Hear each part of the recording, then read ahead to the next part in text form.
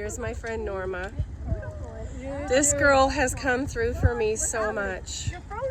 So my brother lives in Truro, which is a 45-minute drive. So my friend Norma, who lives another 45 minutes away, came to visit me today, and I said, I need to see my brother. She said, let's go. So I called Mom. I said, Mom, you got to get ready right now. You have to get ready the fastest you've ever gotten ready in your life, because we're coming to get you and we're going to visit my brother. So I'm trying to get in touch with my brother. I'm calling him, I'm texting him, no answer. I had a feeling he was sleeping. So I said, God, please, dear Lord, if he's asleep, wake him up, Lord. I need to see my brother.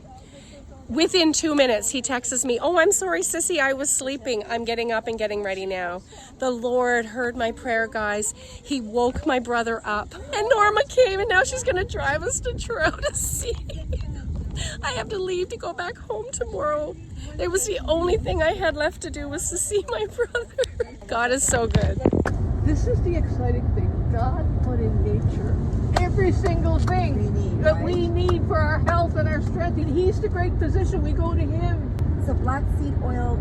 Yeah, and zinc. You got to get some. And magnesium and D3. Magnesium, and D3. Very, very important. Very important. Another thing I've studied and I've researched is health and wellness. That's why I'm as good as what I am at 72, almost 72 next year. Give people some words of wisdom now, Mom. Look at the camera and trust in the Lord with all your heart. Lean not on your own understanding. In all your ways, acknowledge Him, and He will direct your path.